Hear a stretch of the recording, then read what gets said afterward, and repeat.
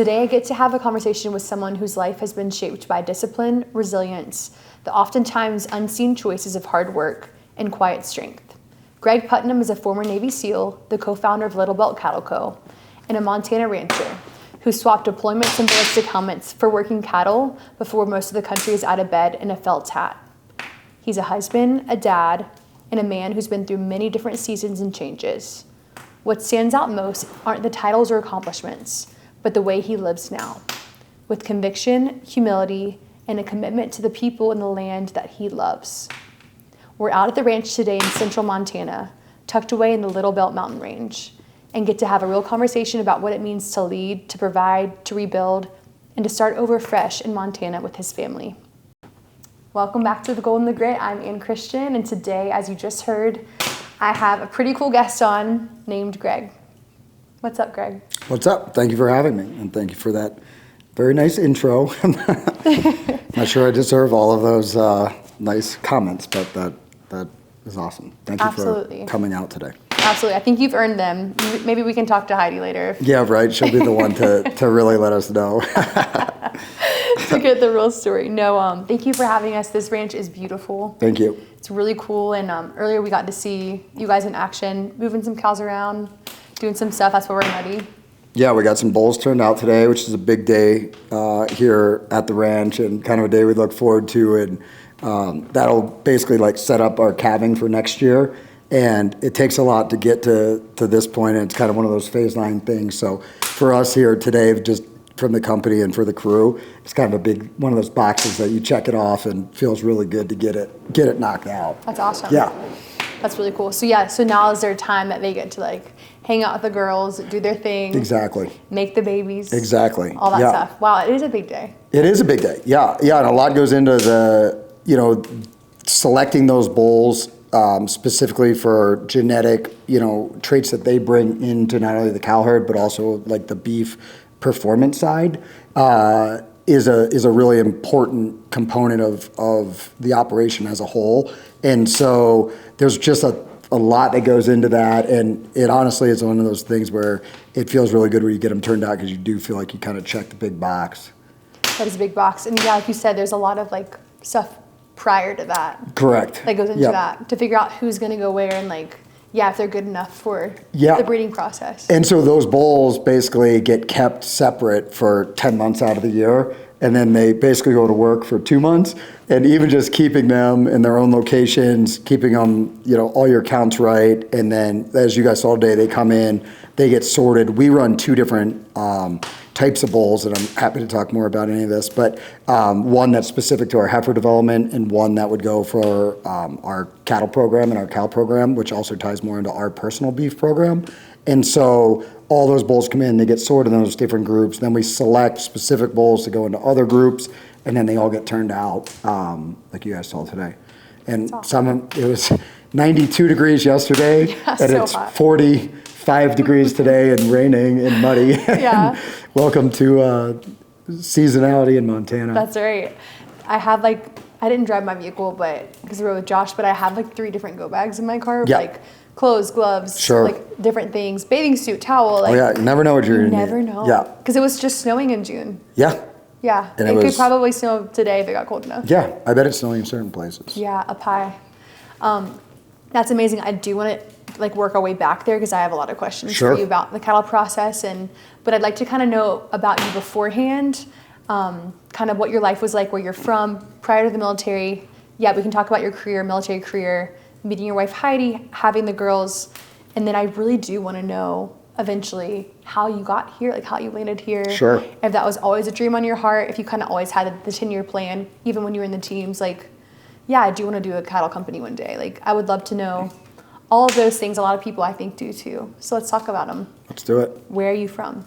I was born and grew up in eastern Pennsylvania. Okay. In a town called Washington's Crossing. And I went to high school there, and then went to college at West Virginia.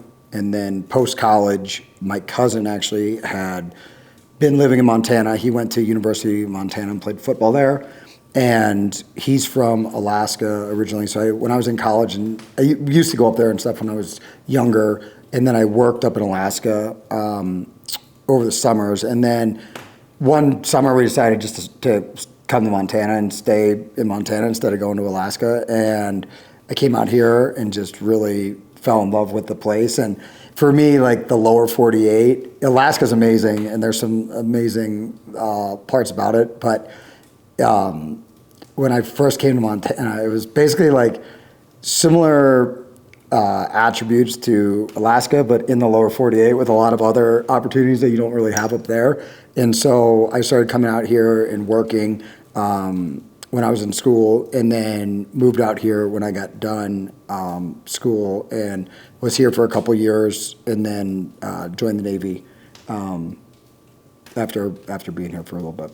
It's awesome. Yeah. So it kind of sounds like we might be jumping ahead, but you always had it tucked in your mind to get back here at some point. Yeah, our goal was to get back to Montana. You know, I think with the military stuff, you know, a lot of people don't have, and me included, a super set, like, what's that time frame going to look like? What's that career going to look like? Yeah. And for me, I didn't. It was something I always, like, really wanted to do.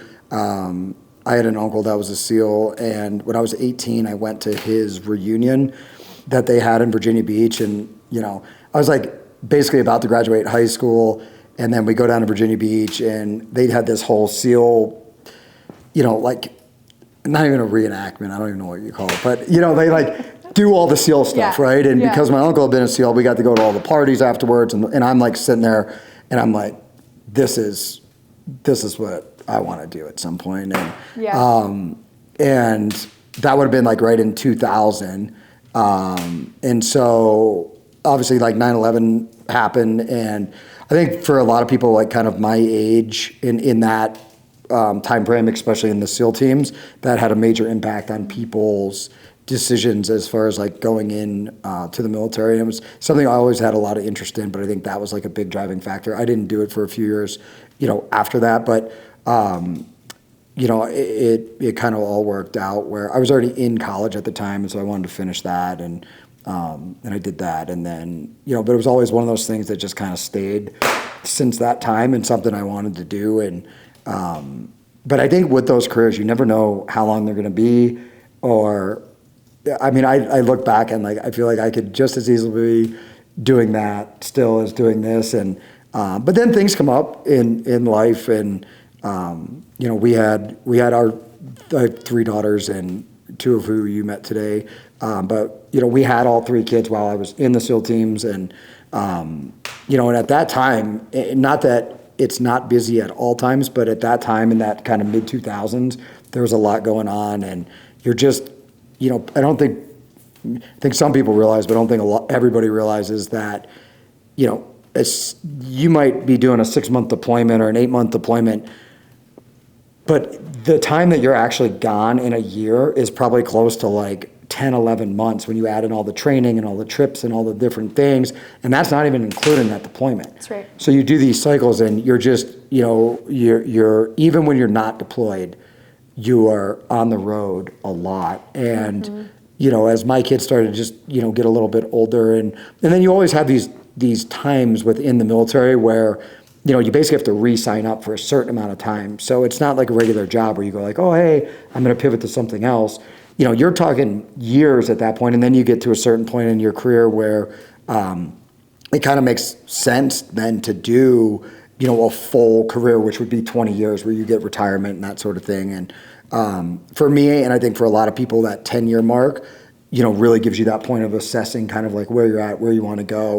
And for us, you know, we knew we wanted to come back to Montana. We didn't know when that was going to happen. We didn't know how it was going to happen. We didn't know what we were going to do to make that happen. But I was kind of at that 10-year mark. It was really important for us. We also wanted our kids to grow up here and not come back here, you know, at an age where they kind of missed doing all the things at a young age that they've been, like, according to me, like, extremely fortunate to experience.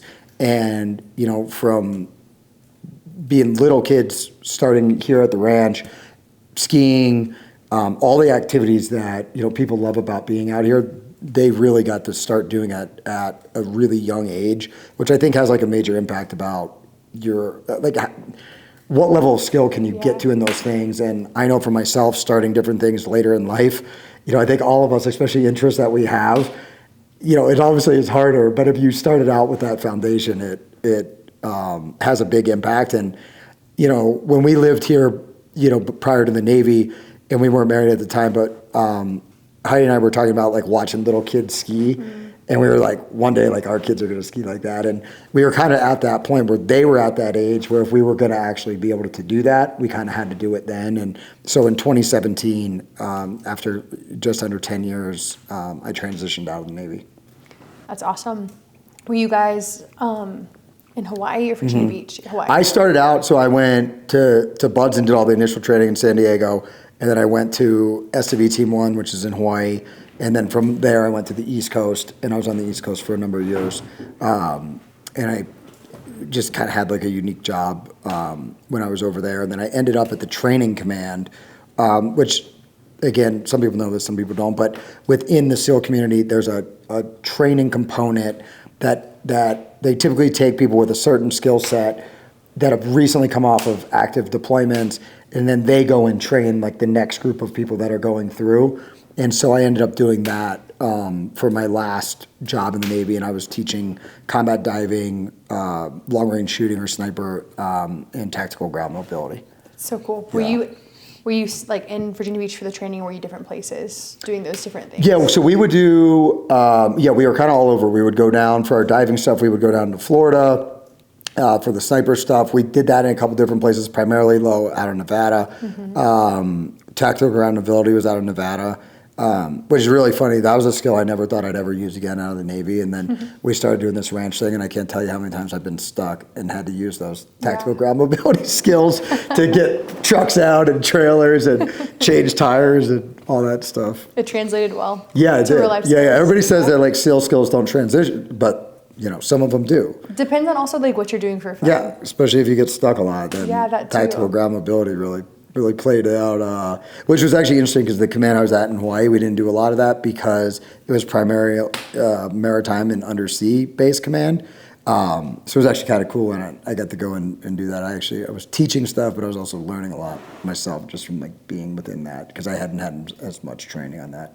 So cool. And I feel like the more you teach something, the more you learn it too. Yeah, absolutely. Because you're having to like learn it better so you could teach it to people that don't know. It's awesome. Did you enjoy being an instructor? Was that like the last little bit that you were in? I did. It was super rewarding. It was very interesting to kind of see, watch other people kind of going through that training and see stuff and just kind of what resonated and how people understood stuff. And I did enjoy it. It was and that was the last thing that I did, so it felt like you were trying to kind of like download as much information as you had that was potentially valuable to other people. I'm a big believer in, you got to like pass information along to help other people avoid, those issues, or just go like, oh, hey, I remember, this guy had already done this before, and this is something that worked for them. And so I really did. I liked that, and it was kind of a nice way to transition out. To get out, yeah. That's really cool. So you talked about Heidi a little bit. How did you guys meet, and how long have you been together? Great question. We met in college. We were neighbors, and we were friends for a long time before we started dating. And that would have been, I'm going to get in trouble here, 2000, I guess it was 2002 or 3 we started dating. So we've been together a long time. What's that, 23 years? Yeah. We've been married. We got married in between Buds and SQT. Okay. Dang, you did? Yeah. No, how the heck did you do that? Well, we canceled, I can't remember if it was 2 or 3 dates that we had. And so we had one weekend that we knew we were going to be in San Diego. And so I graduated from Buds, and then that weekend we got married, and then me and my entire class, which was now in SUT, got on a plane and went to Alaska for, I think we were up there for like a month or something, or 6 weeks, I can't remember.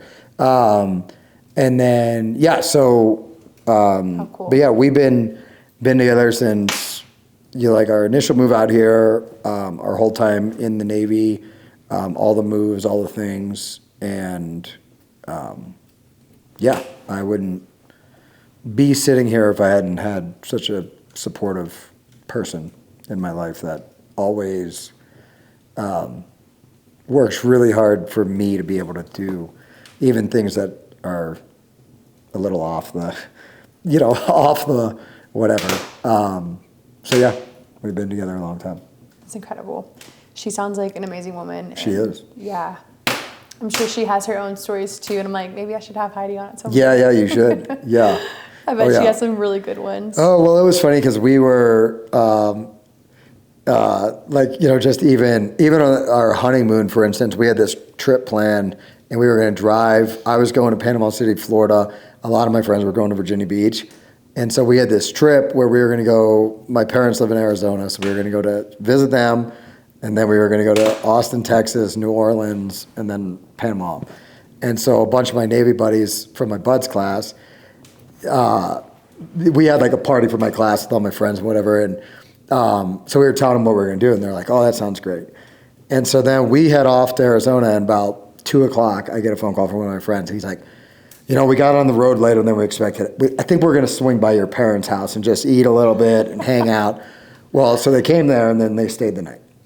And then they said, we're going to leave right in the morning. We're driving to Virginia Beach straight through. About 2, 3 o'clock the next day, Austin, Texas sounds pretty good. Think we might come there too.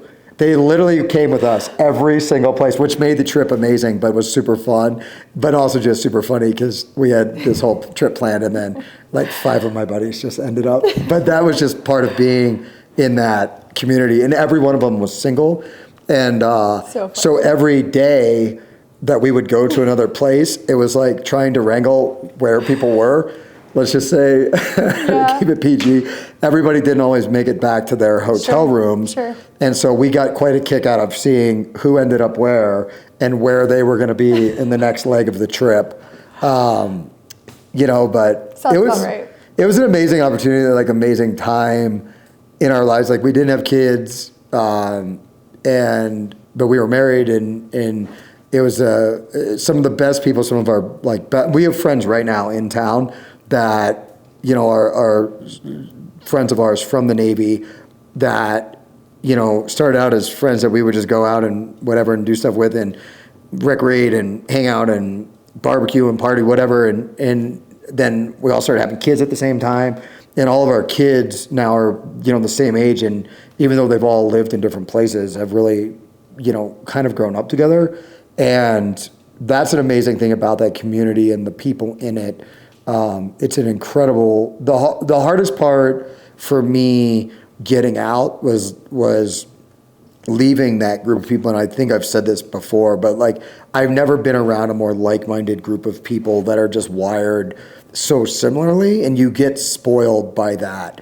And it's interesting, you'll be in a platoon space with a bunch of people, and if you make a joke, everybody laughs or nobody laughs.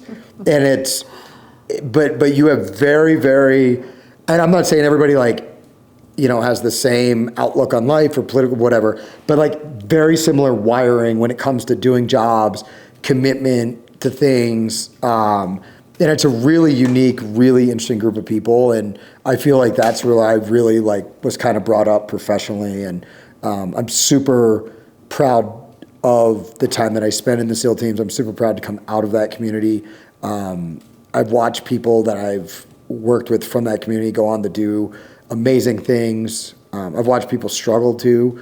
Somebody was asking me something about the SEAL teams the other day, and it sounds kind of cheesy or cliche, but in that ethos, it's common men with an uncommon desire to succeed, and it's something that I think a lot of people kind of either that want to do that or they just think that it's this completely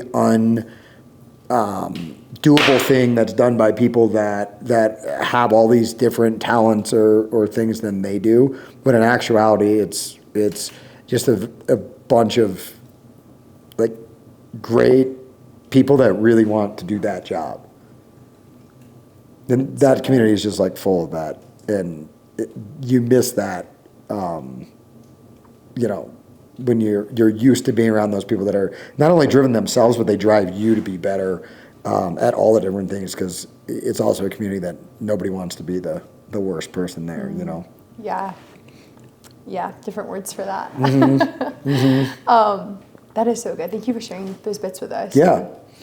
I bet it is hard, but it's great that you're able to keep those friendships and those relationships, like you said, not just like with you and some of your guys, but also like family, like their wives, your wife, like cool that as you get out, you still get to keep those. Yeah, it's really hard because the transition out of the military, number one, is absolutely a process, and it's not just like, I'm out now it's a process, and there's ups and downs. And to be perfectly honest, a lot of people told me like, oh, this, it's hard. It is really hard, and I didn't give it probably the full credit until I started going through it, and then realized, that it is really hard, and there's a lot of ups and downs, and it's something that most people worked really, really hard to get to doing that. It's not just like you sign up for the Navy and you go to BUD/S. I mean, typically there's years of making that decision and pre-training, and then going through that and going through all the things that come with that. And then I think the best way to describe it, it's basically like a train, and the train stops at places and people get off and people get on. But the train keeps going, and I think everybody would like to think that maybe the train doesn't go down the tracks as efficiently without you in your seat, but it does. And somebody else takes your seat and you get off, and your friends that are still doing that have to focus on that job and what it takes to do that, and you have to focus on the thing. But I think that's really hard because you come out of this community and this group that's just, it really is extremely supportive, and it's your family. And yeah, I'm not going to say you lose that. You don't lose it, but it changes. Like, you're not on the team anymore. Like, and you're doing something different. And it's an interesting thing, but then you find other people that have also kind of been through that process.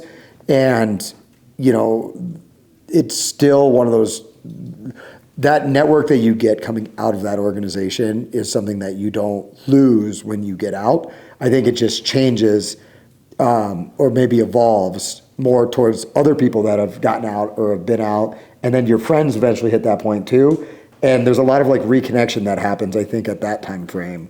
But there's no going back, obviously, right? But there is going forward, and if you've kind of already bridged that gap, it's really interesting then to be able to kind of pass experiences along to friends that are going to be going through that same process. And same thing, like, hopefully it helps them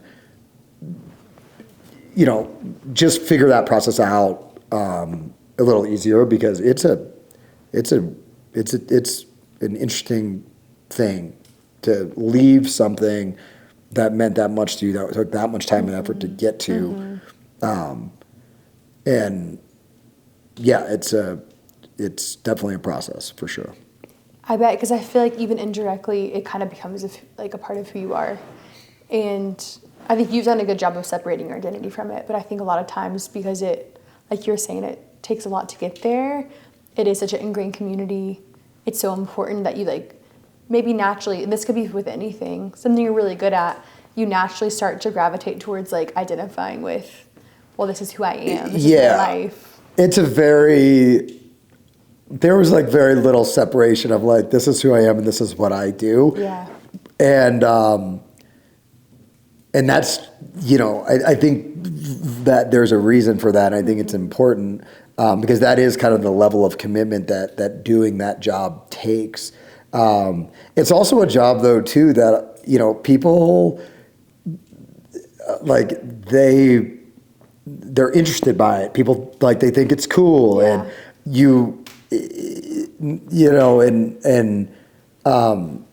I'm not going to say that's good or bad. I'm not going to say that doesn't feel good when people are like, oh yeah, this is cool, and you go to different things, and it was an amazing job, and it was a job that I really wanted to do, and I think anybody who makes it through that training, that training is designed to get the wrong people out of doing that as a job. And for me, what I always wanted wasn't just to like make it through buds or to be a SEAL. It was to actually go and do that job, and I was really fortunate to get to have done that.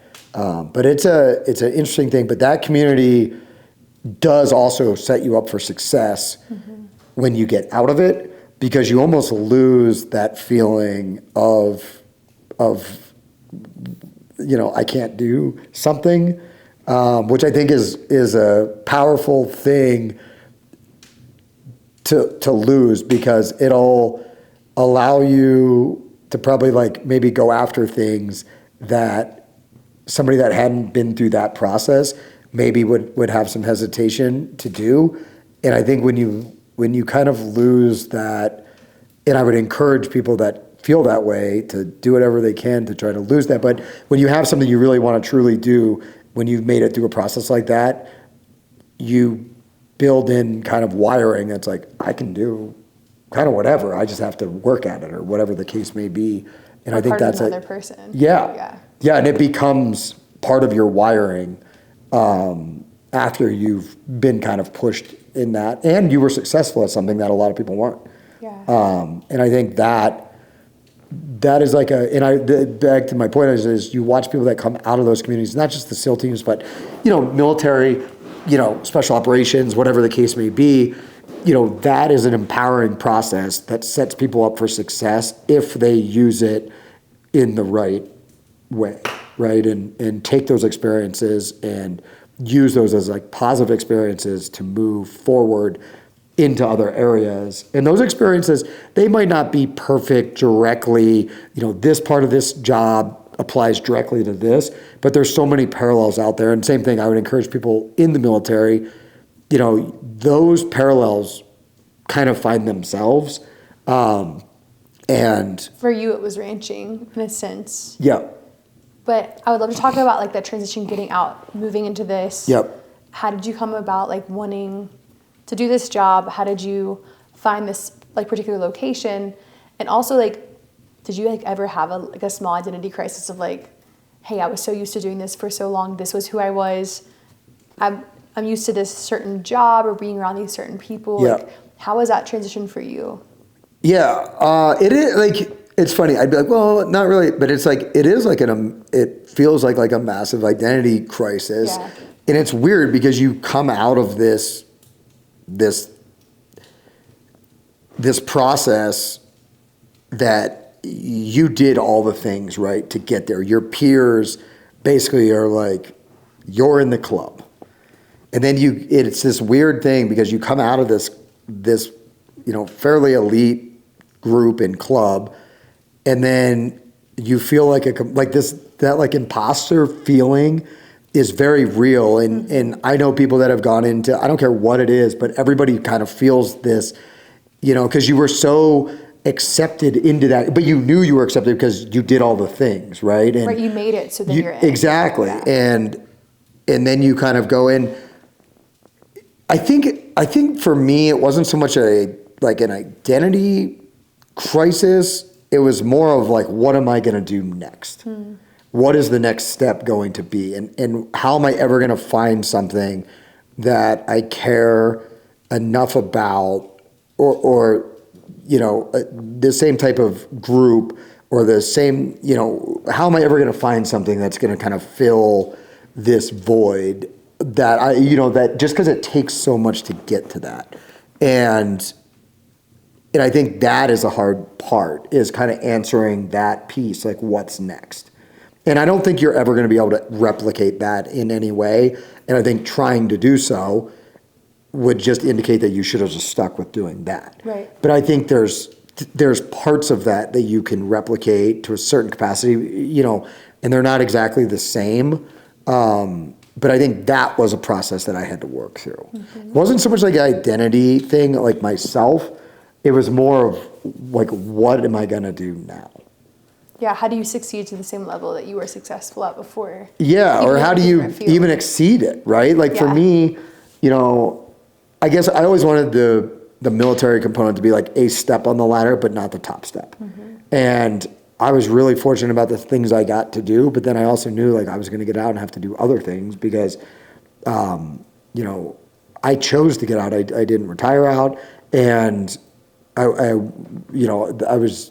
made that decision, right? And but then that like figuring out what's that next, like the right puzzle piece, kind of in your life. I think that's the hard thing, and I think some people kind of know and have a better idea.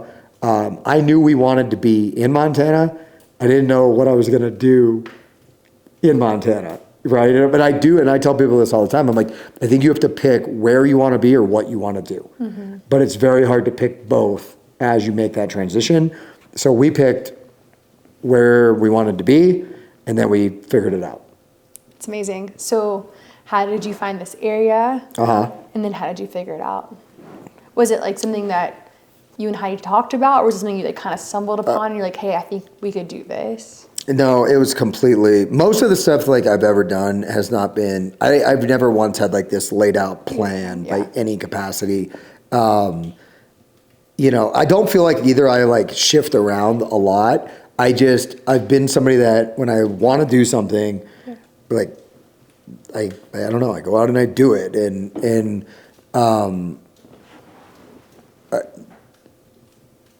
especially if it's something where you maybe don't have that background in it, or like there's a component of, it's going to be hard, or people are like, well, you can't do that because you didn't come from this. And there was never a moment though that we like charted any of this out. Literally, like we were living out here. I was working in the outdoor industry. I was doing this guiding stuff. It was like what I'd wanted to do. I had been doing that for and then all of a sudden I proposed like, well, I want to go and, be a Navy SEAL. And then we went and did that, and I didn't know how long we were going to do that. And then we were at this point, and it's like, well, now we're going to, move back to Montana, and then what, and then, so when I first got out, I was working in military technologies, really good buddy of mine, still really great buddy of mine, one of my best friends, had started a company, and when I got out, fortunately, like they had a position, I needed an opportunity, and fortunately for me, like they gave me an opportunity when I really needed one, and it was an awesome opportunity. I felt like I wasn't part of like the very initial group, but the first kind of group of folks that we had within that company, we built some really interesting like military technology that was like completely different from things we'd done in the SEAL teams. And we're able to build, grow, and scale that company. Ultimately, Tim sold that company in 2020. And in the meantime, like I had a buddy who took me up to a friend's ranch, and that job was the job that I was doing was great, but it didn't have all the same kind of like components that I feel like I really like. And a buddy of mine who had been in the SEAL teams took me up to another friend's family ranch, and it was the first time since I had gotten out where it was back to this group of people all like driving in the same direction, obviously like very skill based, which I had none of the skills. But I was just like, I was impressed by what I saw. It was super hard. Obviously the people who had been doing it for a long time, similar to the military, make it look easy, and then you go to try to do it and it's incredibly challenging. And I don't know, I felt like that puzzle piece, I like finally found the right piece again. And I definitely felt like, and I never thought that there was going to be a time that I was going to be like, it wasn't anything I was like, oh, I'll just go do this now full time. And I was just doing it as a side thing, and I wanted to get better at it. And I had some people that helped me out a lot just as I kind of tried to like develop that skill set. And I had no idea where it was going. I was doing this when I had 3 kids and a full-time job. And how old were the girls when you guys moved here and got out? Let's see. My youngest was she was like 6 months. Oh, wow. My middle was 2, and my oldest was 4. Wow. Yeah. That's kind of perfect. Yeah. Not that like your 4-year-old won't have memories of you like traveling and stuff, but that's like such a good age for them. Yeah. To like be, I don't know, it's great. It was, and like I said, they really got to like grow up and get to grow up here, which is awesome. But yeah, so I just started kind of doing it, and then I'd already gotten a degree before I enlisted in the Navy, so I had an educational benefit. Did you go in as enlisted or officer? I did, yeah. Did, Yep. Did I you enlisted. ever go through OCS after? No. Okay. No, I just went, I enlisted. I graduated college and then I enlisted, and that just for me was kind of like The right path. the right path and the right fit for kind of what my interest and whatnot. And Probably more fun too. you know, it's a little bit, it's funny because like you have to kind of know the SEAL community to like know, and what's super interesting though, and what I still find very interesting is like officers, it's one of the few programs that officers go through the exact same training. Like they sleep in the same spots. It's a very interesting thing, and it's so close to home that they actually change your officer group between different your two different training like classes because they don't want there to be like that level of comfort. And you know, and those guys they get to do everything we do, and they just have to do some more of the administrative stuff at times. But you know, but if you want to, you know, there's certain courses and things that you know, one thing I really like that I liked about the SEAL teams and kind of drove me in that direction is they call them, you know, subject matter experts. So, you know, your snipers, your breachers, your comms guys, your JTACs, or all enlisted guys, and you know, your really good officers go to them and go like, hey, how do you want to do this part of it? How do you want to do that part of it? But they're amazing at putting all those skill sets together and also kind of be like, hey, don't forget about this. Oh, hey, don't forget about that. And, you know, the job that everybody has within that team is critical. And, you know, but for me, the enlisted side was, if I had stayed in, I probably would have explored doing OCS at some point, would saying that like completely like now, just because, you know, I think it just would have been interesting to get that skill set and then be able to like apply it from that kind of leadership role. But you get amazing. I mean, you truly do. The officer component of the SEAL teams is like probably one of the most competitive pipelines out there. But anyway, what were we talking about? How I got started, Ranch. Yeah, I know. I feel like Education. Yeah. So I ended up doing a program in beef cattle production. That was like an online course, but through a university, and I did that basically like kind of when did I do that? Because I'd done that. Yeah, it was like 20, and I just wanted to learn more about it, and I had no intention of doing anything. So my business partner and in the ranch and you know, pretty much since we've been in the Navy, recent Montana Senator Tim Sheehy, and him and I had been talking about this ranch thing. I'd been doing some like, you know, some cattle stuff at that point. Then it's just like a little side thing. And he sold that company, and we were sitting at his house one day, and he was like, well, you know, kind of, what are you going to do now? And I was like, well, I think I'm going to do this cattle thing. And he was like, well, why don't we do it together? I've been looking at some different places. And we had talked about this before. And so he had found the location here that we're at now, and had already like kind of done some homework on it. We came out and looked at it. And really from day one, like the first time we really like came up here together. And I had, you know, like, you know, done some different, you know, kind of cattle projects that, you know, kind of set us up for when the door opened. I felt like I had enough experience to kind of walk through it. And I don't think we even had an idea though of like where we were going to take it in the beginning. We just were, you know, looking at being a working cattle ranch and doing cow-calf pairs. And then that's kind of transitioned into what we are now, which is basically a vertically integrated local supply chain of 100% Montana beef. Yeah, let's dive in there, because I feel like one, kind of like how I got to know you guys and like how I figured out who you were is through that. And I was like, wow, this is really cool. And then I found out your background. I'm like, that's really cool. But two, I think people want to know like more about that. And sure. Yeah, nerd out. Feel free reign. Yeah, so, you know, I think a lot of people they're like, well, what do you mean a vertically? So obviously like a vertically integrated system is a start to finish program, right? I remember when we first started talking about this ranch thing.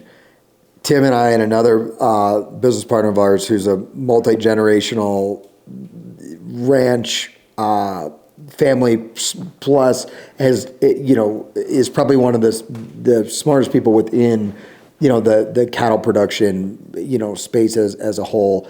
And so we sat down and we kind of broke down like what is the cattle industry from like A to Z, and then what components of that do you want to basically capture margin within your business. And in the beginning it was let's have cows that produce calves, and we'll sell those into larger programs basically in the fall. And then we kind of started looking through how the whole industry works. And now, as a vertically integrated program, which was not our plan in the beginning, we literally go from genetics and, like I was talking about in the beginning, selecting genetics and bulls that have certain performance criteria that are going to carry through our program, both on the beef side, which would traditionally be more your steers that you're producing, and then also on your female side of your performance. And for those that don't know, when you're doing that genetic stuff, are you doing genetic testing? Yes and no. So we've done genetic testing on our cow herd. You're also selecting bulls based on all those bulls get like a genetic screening basically, and the performance, they're called EPDs. Those performance traits get listed out, and then as a ranch, you would be selecting for certain things. It'd be like if it'd be like if you were starting a baseball team and you could look at all these players and you could pick out performance criteria for each one as you're putting your team together. Like their stats. Correct, exactly. That's exactly what it is. And so you go, so you need some home run hitters, but you also need some base hitters. You need some guys that can, whatever, do all the different things, right? And pitcher, whatever. Yeah, and depending on what you're trying to do as a team is really important for like the traits that you're selecting. And so for us, with now as a beef program and a start to finish beef program, we're highly focused on what we would call kind of rail or beef performance side, but you can't be so heavy on that you start to lose the maternal side. They would call that like a terminal trait that you would actually lose from the female side, because obviously like when you think about genetics, it's 50-50. So you get 50% from the mom, 50% from the dad, or dam sire, or whatever you're talking about, right? And you have to be very particular about how you do that, and you have to be focused on how you do that. And so for us, starting with that, and then those cattle are here at the ranch where we run our cow-calf program, so cows that have calves every year. The heifers that are produced from those cows basically go into our female development pipeline. The steers go into our beef program pipeline, and we retain ownership of those cattle all the way through. So those steers will basically they'll be here at the ranch. They'll get weaned off the cow in the fall, typically around 550 pounds. And then they would go into what we would call yearlings, and we run yearlings here at the ranch as well. We would grow those cattle to about 850 pounds, and then they go to the feed yard to get finished. So are they grass-fed then finished? They're grass-fed, grain-finished. Yep. So for us, like they basically spend the majority of their time here on the ranch on grass till about 850 pounds. And this would just be our beef production side. The cows and the female production side would be on grass their entire lives. I mean, we have cows that, will spend their entire, productive life here at the ranch. And all of that time is spent basically rotating through the different pastures and things. Is it like the last 150 days that they're on grain? Correct. Exactly. Okay. Yep. And all that does is, for us, the target market that we were looking for in our beef program was more of that, direct to consumer, direct to wholesale. Mm-hmm. So we started out with working with restaurants and, private chefs and some markets in Bozeman and Big Sky, Montana. Mm-hmm. And for that as our market, that grain finish is really going to give you kind of that finish that gets you into that, choice, upper choice prime. So for us, what we more marbling, is that right? Yeah, exactly. Yep, exactly. What it does is keep in mind, people have like doctorates in this, so I'm going to keep it pretty basic. I do not. So, but basically what's happening is that grain, and it's not just straight grain. It's actually like a mix. We have a nutritionist that basically takes all the ingredients that the feed yard has on site, and every day kind of puts together what's those ingredients are going to make, the combination of those to hit the performance criteria that specific group of cattle needs. And so what's happening when you introduce grain like that into the diet, it turns the fat white, and it develops deep muscle marbling. But there's two things that you need to get cattle into this, upper choice and prime grade that we shoot for, and it's genetics. They got to have the genetic capacity to be able to do it, and they have to have the nutrition to be able to do it. And so you cannot get there without both of those things. Mm-hmm. So if you don't have good genetics and you put them on the best feed, in finishing process, you're probably never going to get there. And if you just feed, great genetics and you don't put them on the right nutrition program. So we focus on both of those things all the way through the process. And we kind of took it, and when Tim and I sat down and kind of built this program and this company, especially as it progressed going towards beef, finishing, what we wanted to do was take highly performing genetic capacity, and we wanted to run and manage those more in, kind of that regenerative way that a lot of people are familiar with, which for us is rotational grazing throughout the ranch, the right number of cattle on the right set number of acres for the right amount of days to make sure that you're really getting good range and grass management plus high quality performance. And typically what I saw as a newcomer into this industry is that you had really good high quality performing cattle, and they were focused more on kind of that feed finish process. And then you had people that were really focused on the grazing element, but typically they weren't doing that with the same level of performance cattle. So we basically just took high performing cattle and put them into a regenerative type program and have seen exceptional results within the program that we're currently running. In that grain finish, which we do, with a partner of ours just east of Billings, Yellowstone Cattle Feeders. So our program basically is those cattle follow the exact same program. So when we talk about quality assurance, consistency, quality in our product, we retain that throughout. And I compare it a lot to, and a lot of the parallels that came out of the military is, there's been times where they've said, well, we need more special forces, we need more SEALs, we need more of this, we need more of that, right? You're taking like a very high performing kind of elite performance group. But the problem with that is that it takes a lot to get them there. Mm-hmm. So if you increase your quantity too quickly, you typically see a decrease in quality. Yeah. For us, even as we've built, grown, and scale, we've been hyper-focused on quality as our number one. And there's a lot of beef programs out there. And once they start getting some customers, they go, oh, this is great. And then they go out there and they put too much quantity and they lose their quality.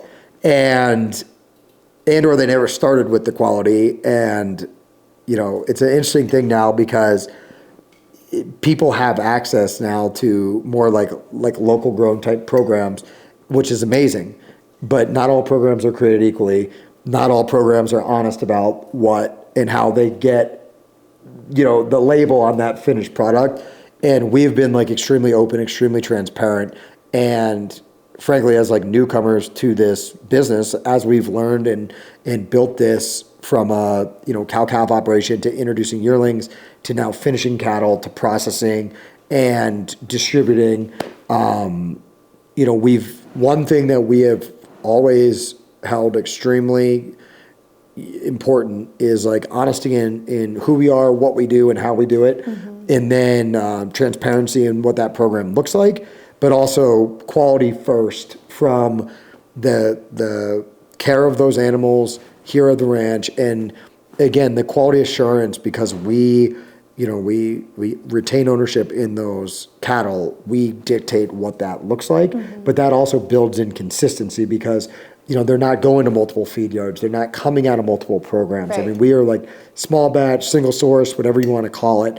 But there's a lot of programs out there, and there's nothing wrong with it, but they buy cattle at a certain size and then they take them forward from there.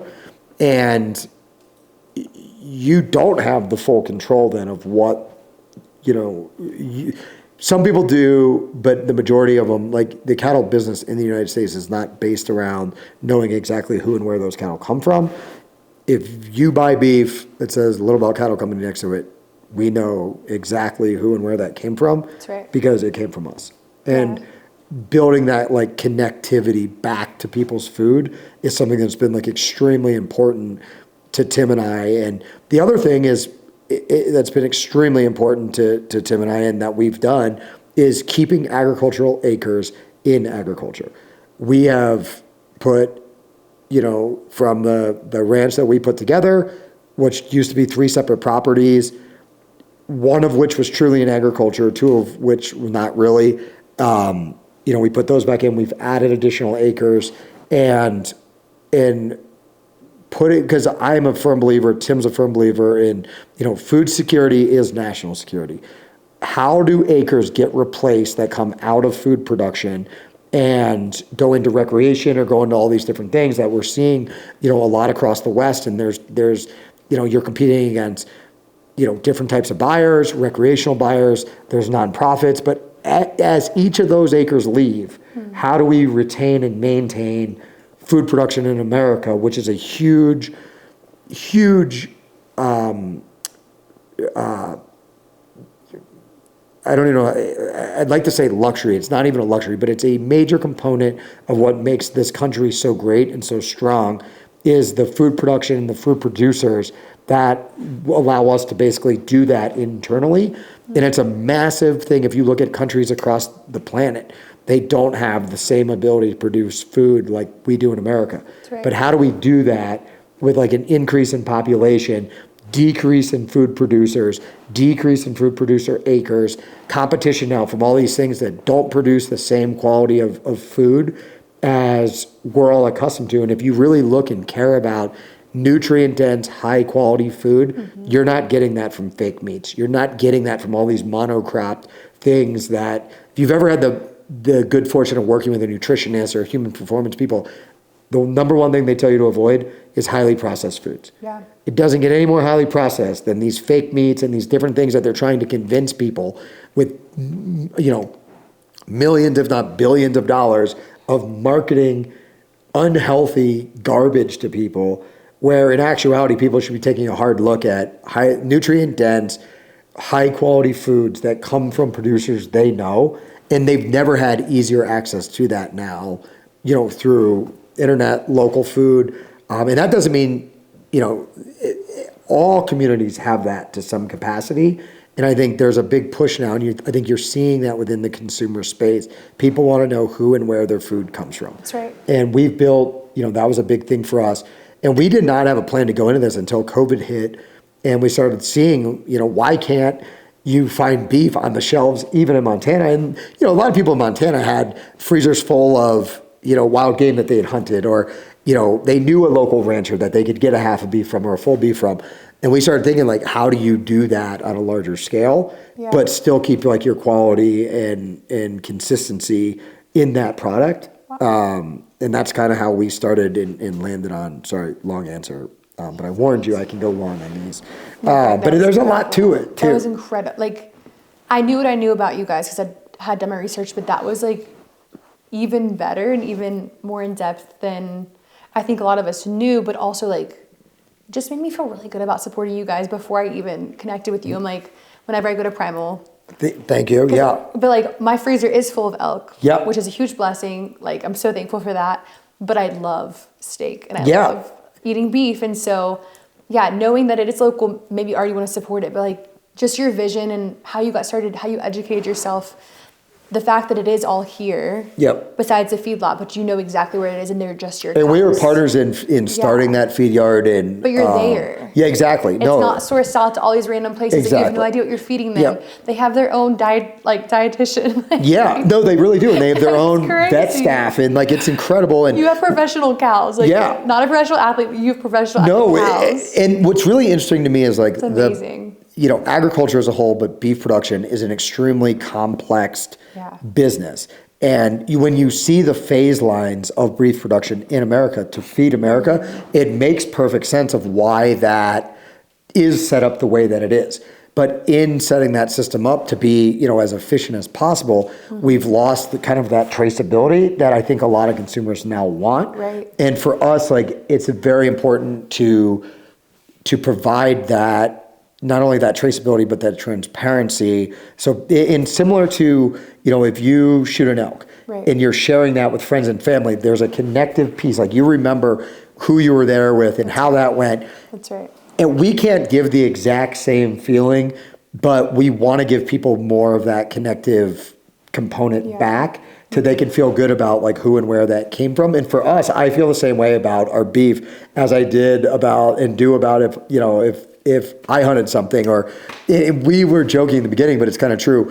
We wanted to be the beef company in Montana for people who had tag soup and could still go home with high quality, nutrient dense protein and feel good about where they got it from. If they didn't fill their tag while they were out here. And we've worked with, one thing that I think is really interesting, especially about like the community here, to have a local food supply chain. It doesn't just take the food producers. It takes distribution. It takes restaurants that believe in you. It's harder for restaurants to buy through, localized programs versus these like big, massive, food companies that you can get everything in one stop. You need committed partners from chefs and restaurateurs, and you need customers who care and will spend the extra dollars that it might take to buy local product. And we've seen such just like an amazing outpouring of support. But I also think there's a competitive advantage, especially, in different areas that we work with. But it also took chefs and restaurateurs that recognized that and gave us a chance in the beginning. But we also had to prove ourselves. Sure. And we are so fortunate. The same restaurants that we started with are like places we're still in. Wow. And our volume has only grown within those places. And now we have an online component where people can order. We do national distribution. I was going to ask the furthest place you've shipped.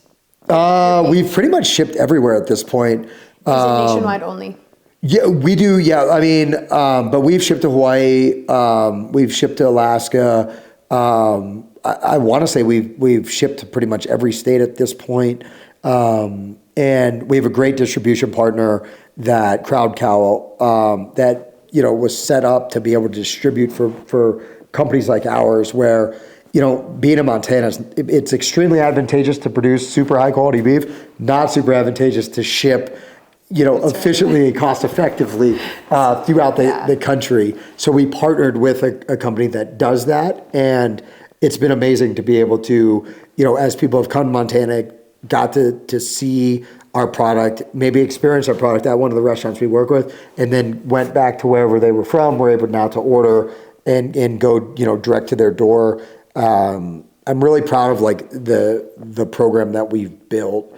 And again, with that like quality of, we tell people from like white tablecloth to your tablecloth, we want to be the beef that's like on your table. We want to be the beef for people that want to know who and where their beef came from, and are proud to have something that's different from just, and nothing wrong with going to Costco, but want to have a little bit more connectivity to what and who, that came from. And also the consistency that our program has been able to prove and produce now over time, and at first you had to tell people you could do it, and then we showed people we could do it. And it's been a really, kind of amazing process. And it's really cool to go to different restaurants and stuff and see our product there and get the feedback that we do. But for us, it's always been like customer approved, chef approved. Yeah. That's what we care about. Even like rancher approved. I feel like as you're talking to people in your industry, like they're probably equally impressed, especially since you were newbies, at the level of like excellence you guys are succeeding from like start to finish. It's a really hard industry to come into. There's a lot of emphasis put on how many generations you've been doing it. It's a hard, back to that like feeling of, and it's not a feeling that just goes away. There's plenty of days where I very much still feel that way, and that kind of like imposter. But for me, it was always about trying to do the best that we could to build a reputation that had value within the industry as a whole. It's always been important to me. And I think probably coming up through the SEAL teams were like, your peers were the ones who accepted you. Your peers were the ones that saw, your performance in something I'm equally as proud about. Our live cattle program has, has had a great reputation, and we've within a space where it doesn't matter your advertising and your marketing, et cetera. It only matters of like what kind of performance are your, because we sell, some females, with live females within that program as well. And what's really important to us is like, those are going to go into other people's program and provide the performance they need. And, just seeing that within the space and seeing that within the short amount of time. But that doesn't come just from us. So that comes also from a lot of help. A ton of people helped us build and grow and get to where we're at. And I think that's an important thing to recognize. I think it's easy to look at people and kind of go like, oh, like they're here, and I'm not even saying that we're near the top of the mountain, because we're not. But I think sometimes you miss seeing what it takes to get there.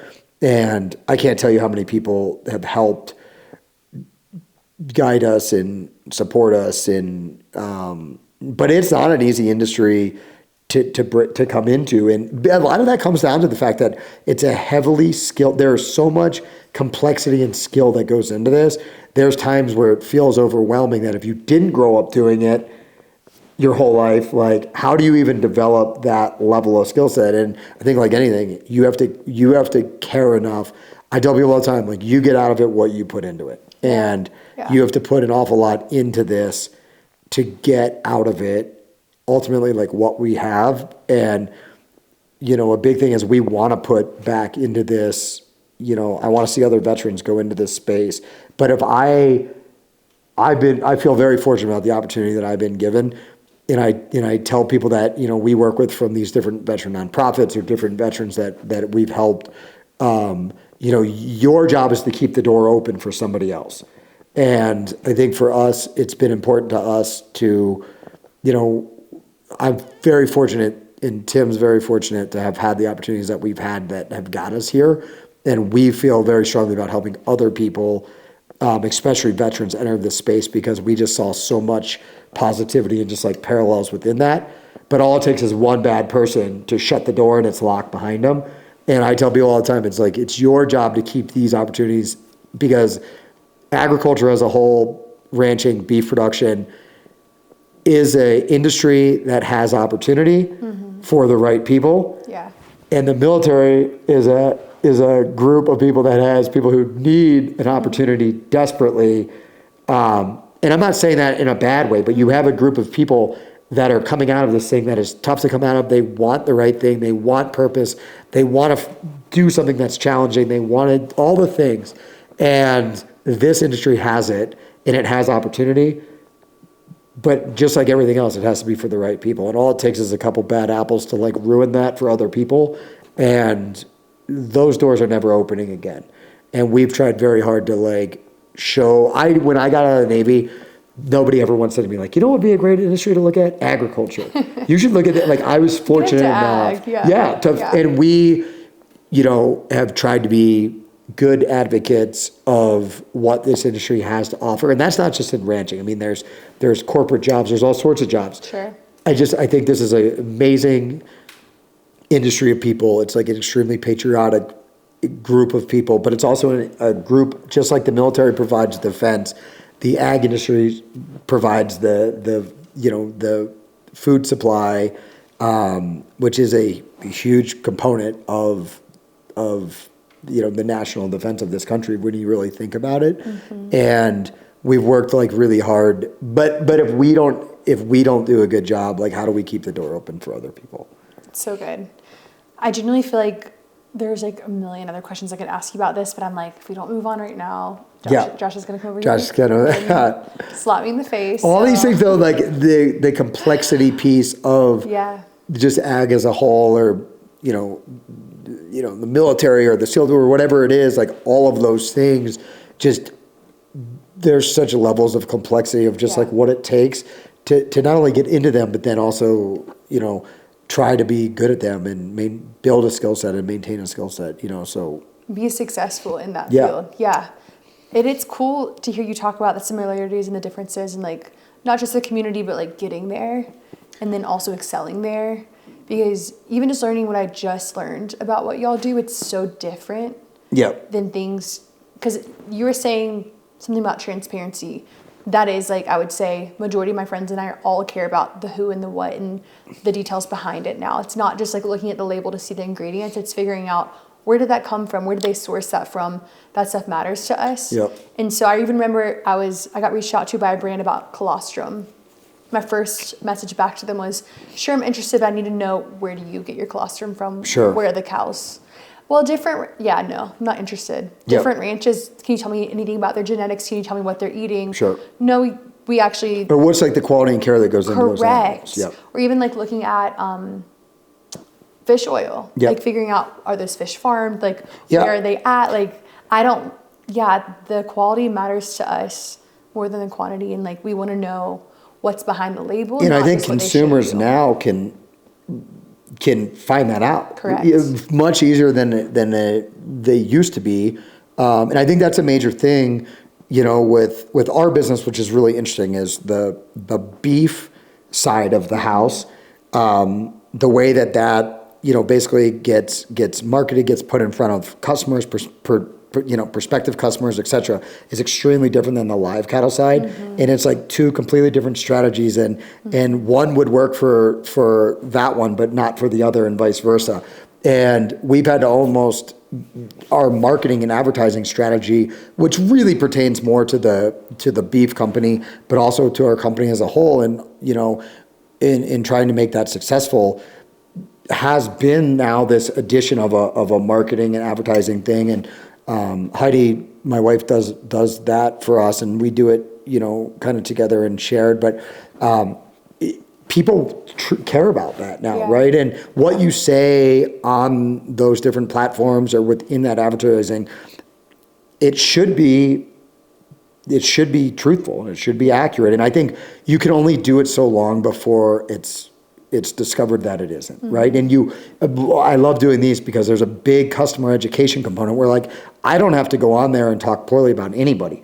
I can just talk about, like, what does right potentially look like to me? And if that resonates with you, you'll start to look at things and go like, oh, that's weird. Like, why do they only show me the same pictures over and over again? What are they hiding or not telling me? Or like, do they really have the program that they say they have? Like, if you're a start to finish program, like why are there no, like, how come there's no, like, calving at that? Yeah, like, why are they all the same age in all the photos? Correct. Where are the babies?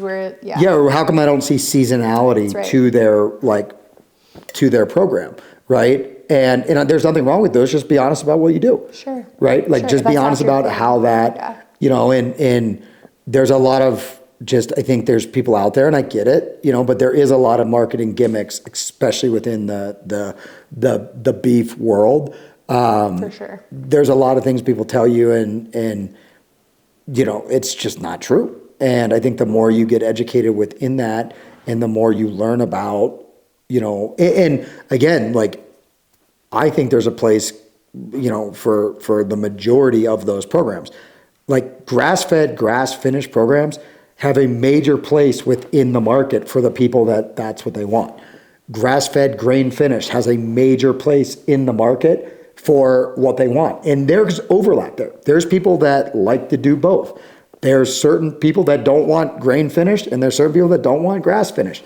There's a place for all of those. Sure. What I care more about is, like, how are those cattle produced? What does the program look like that gets them to that state?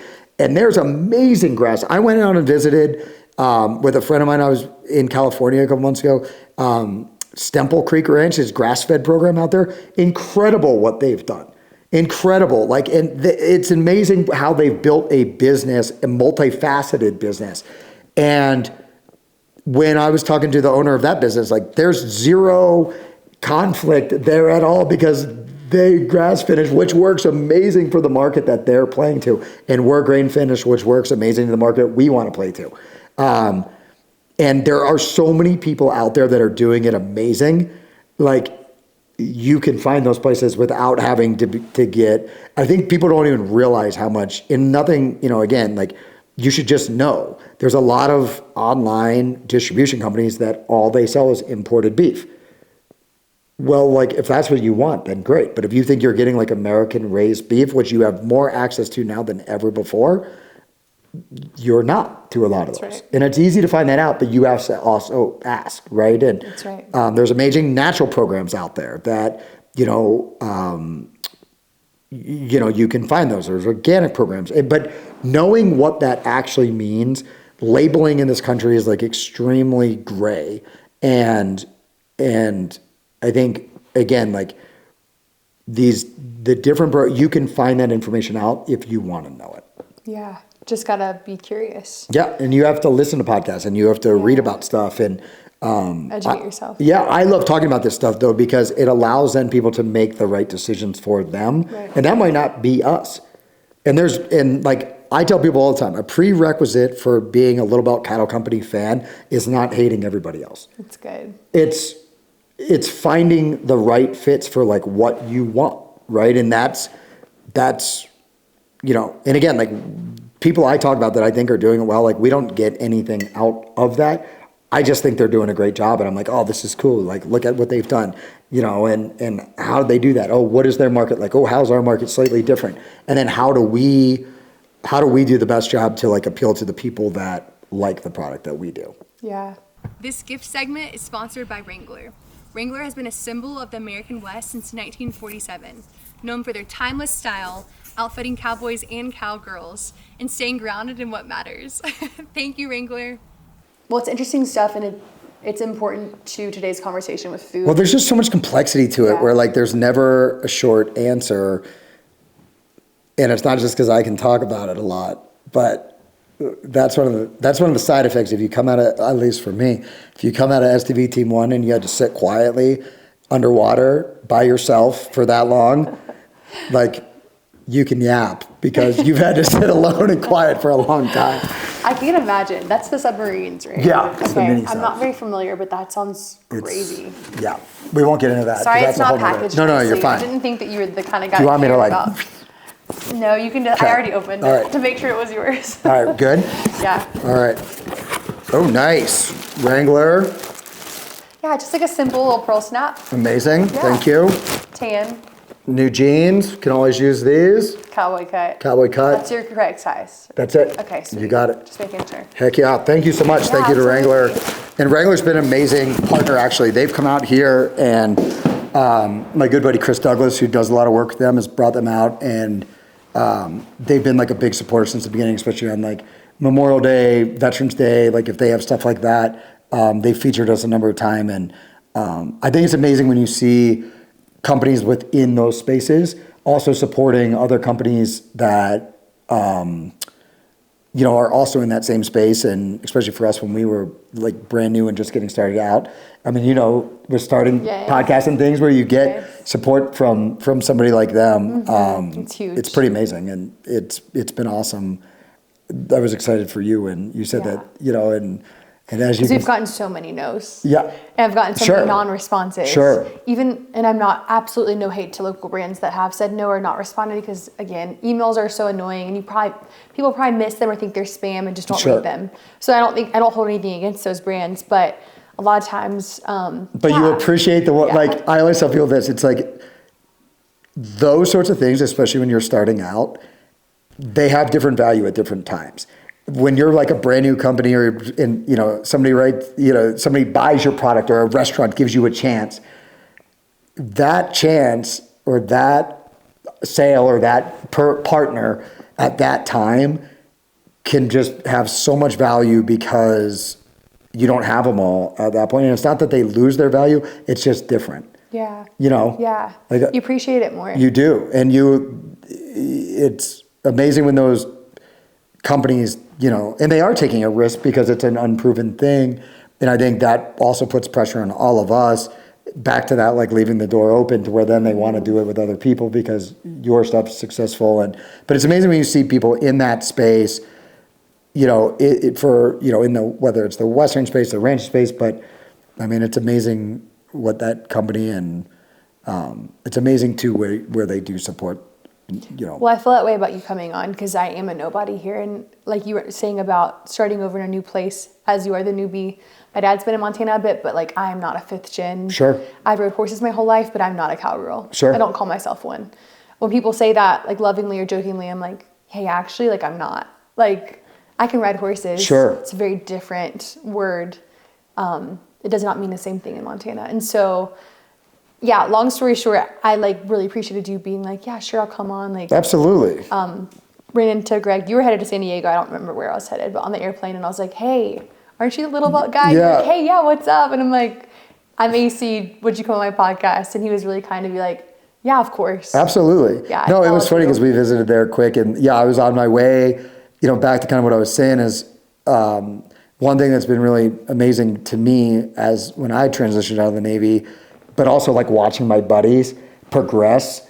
And I was going to one of my best friends he was doing his change of command and his retirement ceremony. And oh yeah, wow. It's really funny because so that was the first time I'd been back to San Diego in a long time. And a lot of things have changed there, but a lot of it's exactly the same. Yes. And there's like a feeling of that place. And I can't even describe it. I mean, like when you walk onto that grinder, I don't care how long, from the first time to you're retired or whatever, there's a energy there. Yeah.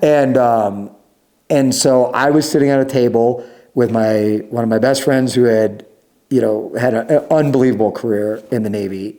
And is just a fantastic person. But anyway, he's about to retire. I'm sitting there with another one of my buddies who had been, my troop commander at a time, who's now a captain. All my buddies are like senior chiefs and master chiefs and have done all these amazing things. And I remember walking around that command like the first time, like day one at Buds. I mean, if you saw a commanding officer or a captain or a master, like you didn't want to make eye contact. You were just like, walk, like,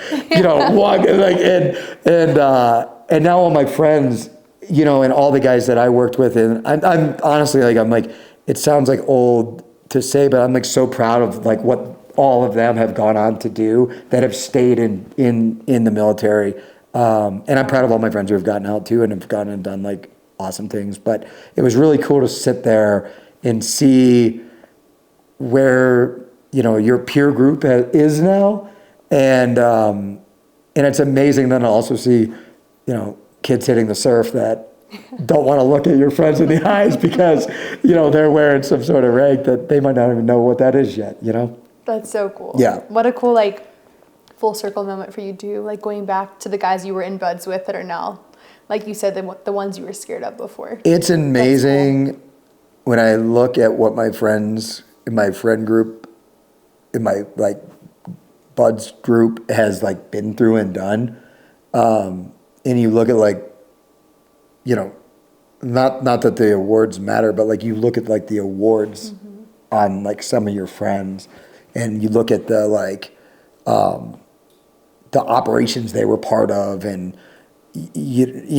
for me, even like some of those operations like I played a small part in and you look back at this time in like history, but I look back at like so fondly. And so I can't tell you like I'm so proud of like that group of friends because not that they need any of that but you look at that and like some of the stuff that they've done and you're like, man, and it makes you want to be worthy of like that group, right? And in whether you're in or you're out or whatever the case is, and you don't have to be in the military, but like whatever that group is, right? Like you want to be around people that make you want to be better. We have a rule here at this company is we won't hire anybody that isn't better at all of us at something. Wow. So I don't care if you're like Coulter, who you guys met today, like his skill set is amazing in certain areas and way better than mine. And all the guys and gals who work here, like all bring something. You got to bring something to the team that elevates everybody. I love that. Yeah. And that's like something that I think we all have that ability, whatever we do, That's cool. And it's a really good way to think about it. So that at least like you're learning something. You should have better at it. yeah, you should like bring something, you should have something that you can give to everybody else that makes them better. And if you surround yourself with people like that and hire people like that, and I think there's a big like, there's a lot of people out there that don't want to hire somebody that's better than them. Right. Insecurities or ego. Yeah. Or you're like, oh, well, like if I'm this, then they're better than me. Like, does that, and I'm like, look bad. Yeah, you should be better at me for the area that I hired you for. Yeah. Or like, why wouldn't I just do it myself? Right. Right? I should be proficient, but you should be the expert. Yeah. And that kind of goes back to that like SEAL team mentality of, where you have enlisted guys that are subject matter experts and you have officers that are relying on that expertise to build like a plan that is going to be highly successful. And that's why you've seen, in my opinion, the success that you've seen at like the highest level of special operations within this country and our allies. Yeah, it's so good. Yeah. They create like an overall whole team with different and experts. They put the right players on the right positions, and that has nothing to do with like them wanting to be in that position, because they might. Yeah. But they go like, who's the best for that position? For this job. That's so cool. Yeah, and when you grow up in that environment, it makes you want to continue to, and you see the success, right? Like those organizations speak for themselves. Why wouldn't you mirror your private sector companies off of that? The same kind of mentality. But you have to also realize that you're going to have people on your team that are better than you, regardless of like where you fall in the hierarchy. That's the best kind of leadership in being a boss, I think. Mentality is seeing strengths in others and letting them succeed there instead of letting your ego or your pride be like, well, I don't want to have him there because he's better at me than this. Exactly. That's so silly. Yeah. Yeah. But, okay, good. We're going to shift forward because we have to finish this podcast. I could talk all day too. I feel like you have so much wisdom and different things to offer and share on in a lot of different fields. So it's really interesting to talk to you because I could ask you a lot of questions. But I want to hear the top 3 things you and your wife hope to instill in your daughters, not just by living on the ranch or growing up here, but in general. The top 3 things. That's a good question. Heidi might have a different answer to this. I will tell you, because I don't know if we've ever said that. I mean, like, these are the top 3 things, right? We obviously have like very much shared, but I think I can truly only like speak for myself and within kind of our partnership there. But I think the number 1 is, and I have all girls, is confidence. Mm-hmm. I'm obviously not a woman. It's when I look, so like, it's hard to know, right? Like what are the skills that make like women successful? Because that's what I have, right? And that's what I'm raising. I think confidence in themselves is a huge thing, and that very much might be just like a male perspective, but here's my perspective on why. If they can do all the different skill sets themselves and have confidence in themselves, it's going to set them up in the future to like go after the things they want to do, to not feel like they have to rely on somebody else to do certain things. They got to like learn and overcome. So, whether it's them skiing, horses, like things that are challenging where they have to overcome those challenges and develop confidence in themselves. I guess the way that I think about it is like, they're not going to look for that confidence in somebody else, which is probably not going to be people that look for, keep in mind, I'm not a relationship expert by any means. It's just my thought process. If you're somebody that's trying to be in a relationship with somebody to like instill confidence, you should instill confidence in each other by like what you're doing. You shouldn't be basing your confidence off of somebody else's approval. So good. And I think for girls and young girls, and I think this is like a very hard time in the pressure that is like put on, girls, young women, and women in general. And I could be 100% wrong, and I'd love to hear your take on this, but like, I think confidence in yourself and your ability to do things keeps you away from people that like are looking for people that are less confident. And I don't think that is where you develop good relationships. Hit the freaking nail on the head. That's so good. Like how you see that, even being a man, into like That's amazing. And of course you see that because you've probably seen people in those types of relationships. Yeah, and I have all girls, so Yeah. like you start to think about like what are the things that I can do. Yeah. And I think to be honest, there's parts of having all girls that's super easy, right? Like people are saying to me all the time, like, "Oh, don't you want a boy?" I'm like, "No, I've got girls, and they do all the same things I would do and I have nephews, and it's funny, like I have 2 brothers, they all have boys, and then Heidi has 2 sisters, and we have all the girls, and my brothers both have boys, so I get to go do things with my nephews. I get to go and I love the fact that like the girls just come and do whatever it is that like I'm like, hey, this is what I'm doing or whatever. Seeing that today. Yeah, really and then cool. they've built out like their own interests, right? But like that doesn't mean that I'm not interested. Yeah. For every time we go out and ride horses and do things like that, or go hunting or fishing or whatever the case is of the stuff I like to do, like I also, have played some Barbies, and I also have done a lot of tea parties and things, right? And Have they painted your nails? 100%, 100%, and like, that's just.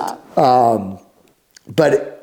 But I think the confidence is key in them being able to have the courage to like go after the things they want to go after. Yeah. And to be honest, I don't care what those are.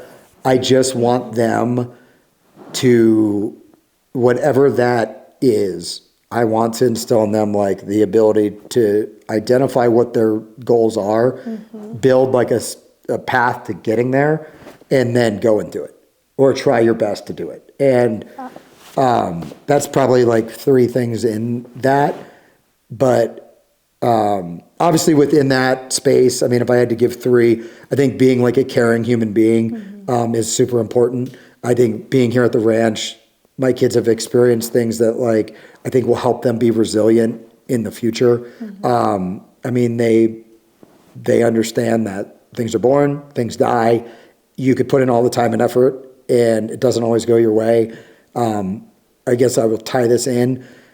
Grit is something I think is like would be number 3. Having the resilience and the ability to overcome hardship. I mean, life's hard and bad things happen, and your ability to have the resilience to not get steamrolled by things that are very overcomable. I think they've broken down like with buds and seals and things like that, but like typically the people that are successful have a high level of resilience and are able to overcome hardship. All buds is you lose every single event until the last one when you win.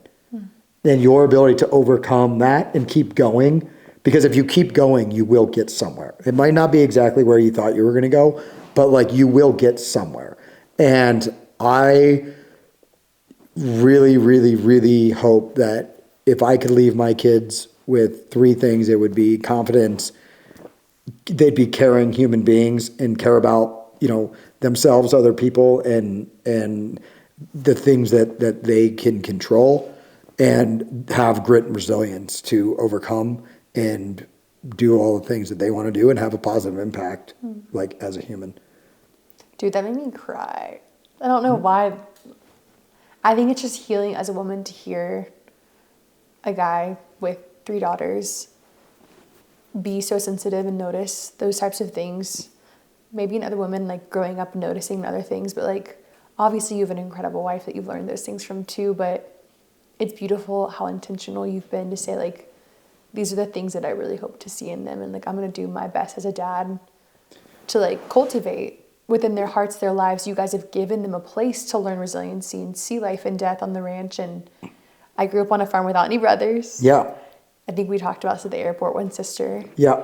And so my dad had my sister and I hunting, doing everything. We had horses. Yeah. We had a little vineyard, a 10-acre vineyard, nothing crazy big, but we learned hard work. And I don't know if that's why that made me emotional, like hearing, I don't know what Greg Johns would have said when we were the age as your daughters were, but like it's special that you've taken the time to notice those things and be intentional in their lives now. Well, same with your dad, right? Like it's not like you have this, and it wouldn't matter if you did, right? But like it's not like you've got this pile of boys where like we're going to go out and do this and your sisters are going to do that. But maybe that would have been the case. Sure. But when that's not even like the option, they're like, hey, this is what we're doing, right? But then you start to see that development, you start to see like these areas of confidence come through. Mm-hmm. My oldest daughter, like, I mean, she'll go and do plays and she'll do all these things. And like, and I was talking to this with another one of the parents, and I was laughing. I was like, none of these kids seem like they're even nervous about going up there. She's like, I know.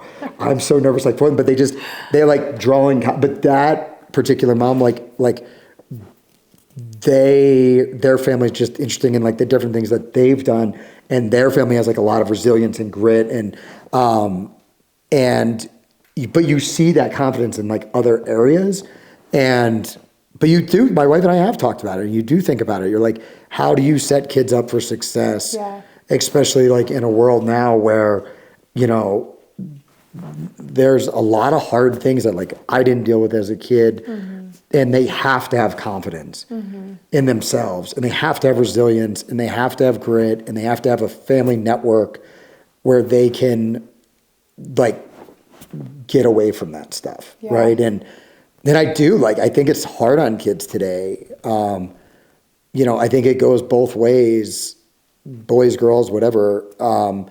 You know, and I think the fact that like my kids, you know, Tim's kids, our friends' kids, whoever, like, have the opportunity to just be like, I don't know, just go play in the creek. Yeah. We'll see it. Like, that's what I used to do. Yeah. Nobody would check on you. Like, you'd just go and you'd be gone all day.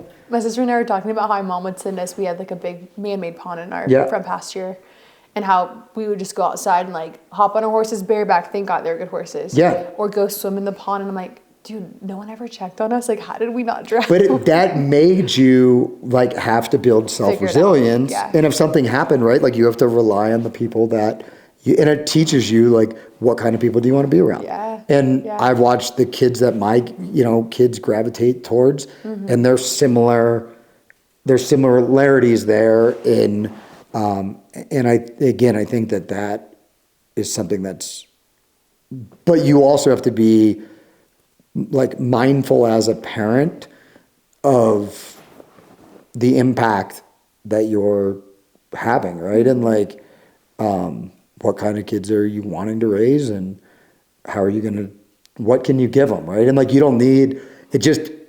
There's a million ways out there to do that, but you also have to spend like the time and effort to do it. Yeah, and to get to know each other the way you do. So thank you for sharing that. I think that was, I don't know, you shared a lot of really good stuff on this podcast, but that was probably my favorite answer that you had. That was beautiful. Thank you. That was really cool. So I typically ask another question, but I am going to go ahead and probably ask my very last question, if that's okay. Sure. So not that I want to end this, because I would honestly record for 3 more hours, but Josh will probably... No, you're good. We'll do another one. If people like it, dude, come back on. I love that. Part 2. Yeah. Maybe get Heidi on that one too. There you go. Yeah, you can just do one with her alone. She doesn't want to sit here and hear me. All right, then we'll do 3 parts itself. Yeah. She'll occasionally listen to podcasts and she'll be like, that was all right. I was like, yeah, I know. You get used to it. You get to hear me blab all the time. She's like, hey, you did good. Yeah. She's like, I'm like, did you listen to that? She's like, no, not listening to that. I'm like, fair enough. That's fair. At least she's honest. Yeah. At least she tells you. Yeah. So if you could go back in time and look yourself in the eyes at any age and give yourself one piece of advice, what age would you go back to, and what would you tell yourself? I don't know. That's a good question. I don't know if I could go back to a certain age, because there's a lot of times I'd have to like look myself in the eyes at a number of stages in my life, and probably give the same advice, which would probably be keep going. I can think back at really hard times in my life and thinking at the moment, I was like, this is the worst thing that's ever going to happen to me. This is the worst thing. It'll never get better. Can you tell me about one of those instances? Yeah. I'll circle back. Okay. I can remember though at very specific moments just thinking like, there's no way it gets better from here. There's no way that this failure, like, I get above it. And in actuality, all of those moments were like pivotal moments that led me to the next thing. They all felt very intentional, like, to my life. They felt like they like were as bad as I wanted them to happen, and they didn't, or like you get hurt or you lose somebody. They all had impact further down the road. But I think at that time, and I remind myself of this now when things are hard, is like you got to keep going to see where this is going to take you. And like I said in the beginning, like I've never had a plan where I was like, I'm going to do this, I'm going to do that. And I know a lot of people do, and I'm envious of them because I just have like, I've gone where I've felt the most impact for me. So I guess like one of those times, a good friend of mine from the Navy died, and I remember just thinking about not like how do you move on from that, but like how do you move on from that with like out that person. And then like I remember thinking a lot about like if that person came back, what would they think of like what you were doing with your time? And that bothered me for a while, especially if I didn't feel like I was like using my time wisely. And because what I think we all have to remember is we have a like finite amount of time here on this planet, and it's short. And when you're reminded by friends who are no longer here, just like how short that can truly be, it makes you maximize your time. And I think there's times where you have to look at what you're doing and tell yourself to keep going, or to, you know, to in a direction that you feel like maybe has more positive impact for you and hopefully for others. But I have a lot of people that say to me like, oh, I'm going to do this when I get that, right? Like I'm going to move to Montana too, you know, not that that's, but you know, when I retire and I have this amount of money. And my thing's always like, well, what if you don't ever get there?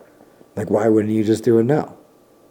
Right? Or I'm going to come do this with you when I get that. And it's like, well, you're probably not, because you haven't done those things for like the amount of time that I have. Like, you're probably not going to have the skill set to do that, or you're not going to have the age to do it. And, you know,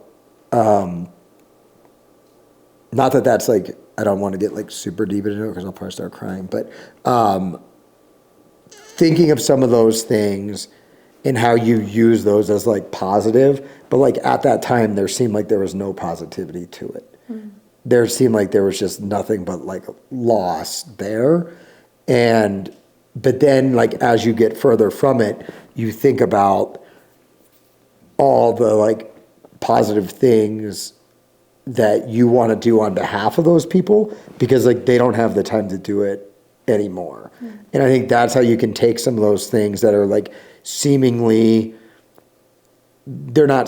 they're extremely challenging, but they could remain challenges and challenging if you can't find a way to use them to like make yourself better.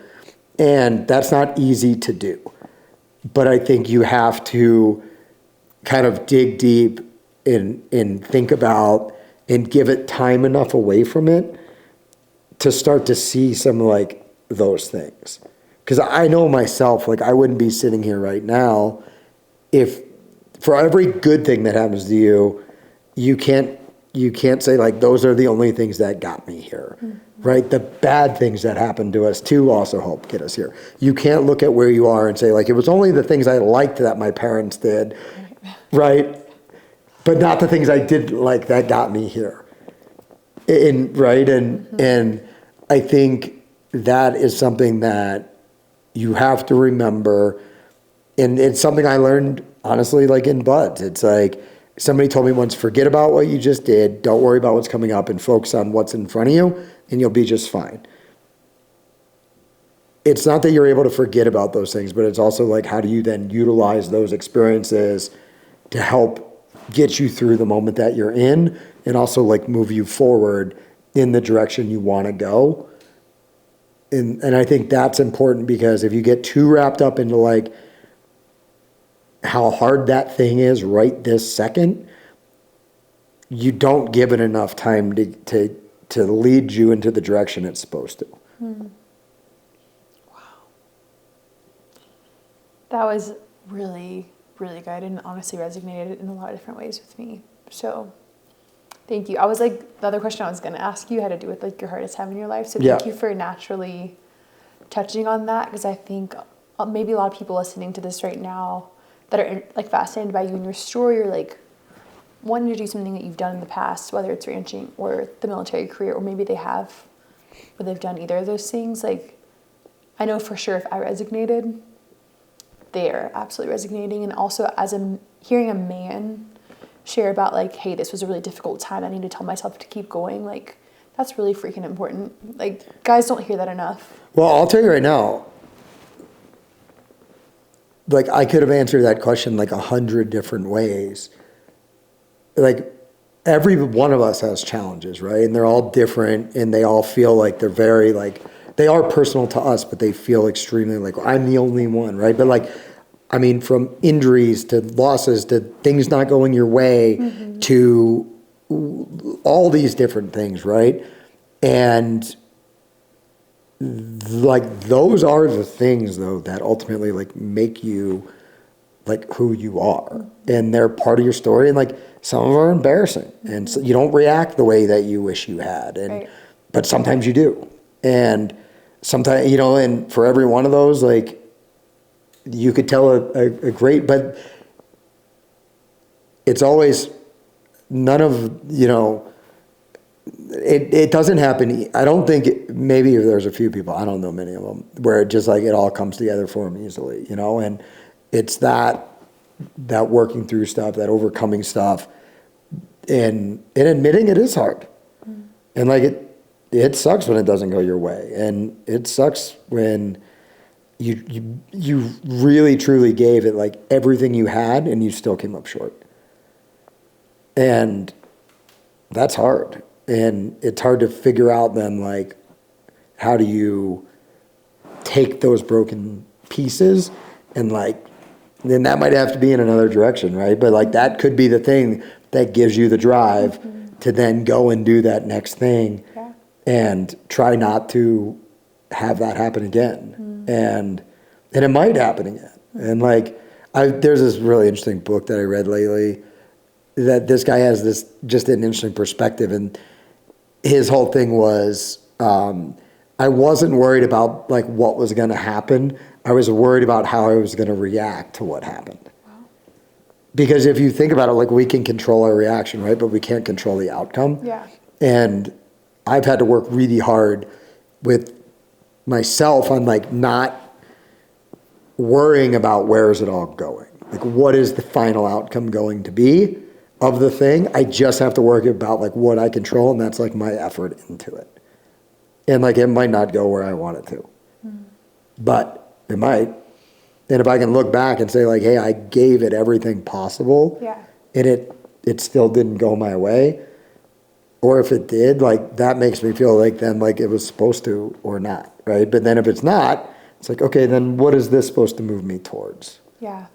What's this new path that I could like uncover in the woods, because this one's dead ended? And you have to have like faith in the fact that like there's something else happening because of that, right? But it's terrible when and I will tell you, I've had more of those times that I have on the other side. I feel like I've had more times that like didn't go my way or didn't end up the way I wanted it to than I have where I was like, oh, that went exactly how I thought it was going to, right? And and that's okay. Like, that's just like, you know, they talk about all those, like, they always talk about like, oh, what kind of learner are you? Like, oh, are you like a visual learner here? I'm like, I'm a failure learner. Like, if I do it and I don't do it well, I will remember that. And I will remember and try not to repeat it. If I just like go out there and it's easy and I probably won't remember that. But I will, almost to a point where it's probably not overly healthy all the time, but like, I will sit and think about the thing that like I could have done better. I won't think about the thing that like went perfectly well. I'll think about like, oh, I could have like moved my horse better like this, or like, oh, I should have done that, or like, oh, I missed this thing or whatever. And I think that's like just kind of part of like how I do things, but it's also taking those things, right? And that is what helps me then, kind of direct that into wanting to be better.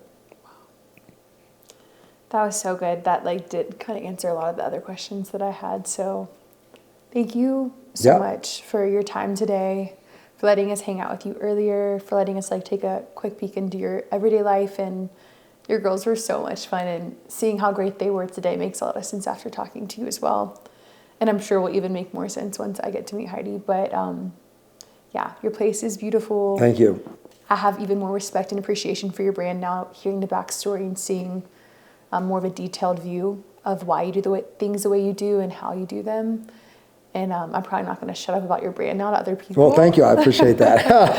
Because I have a problem shutting up too. Right. But when I get to sit down with people like you, I want to listen because there's a lot to learn. And I feel like I did learn a lot today. Thank you. Yeah. I really appreciate it. And it's really, I love it, like when people come out and seeing kind of like what Tim and I have built, really, because the operational infrastructure that's currently in place, the plan, all those things, we built those. And it's really, I love showing people like what we do, how we do it. And I mean, you guys saw, like, there's never a time where we're like, oh yeah, like film this and that. It's like, no, we're just going to go about our day, and this is what we're doing today, and this is what we did this afternoon, and that transparency, though, that we've had from the beginning, like truly was something that we didn't even know, like the value that was ultimately going to play further down the road when, people were calling stuff out of like about this company and about, who we are and what we do. And it was actually funny because I was like, well, why don't you just go ahead and look back on everything we've done and said and shown? Because if that's not us being real, like, and that's how we started that's what we believe in. And I really appreciate it, honestly. I appreciate you coming out and wanting to learn more and having me on and taking the time to come out here and, kind of see what we do and tour around a little bit. And I wish you all the best with this, and I think it's awesome. And if there's anything we can do in the future to be helpful, let us know. Thank you so much. You're wonderful. Thank you guys for listening. I'm sure you could probably have listened to more as well. But until next time on The Golden the Grit, I'm your host, Ann Christian.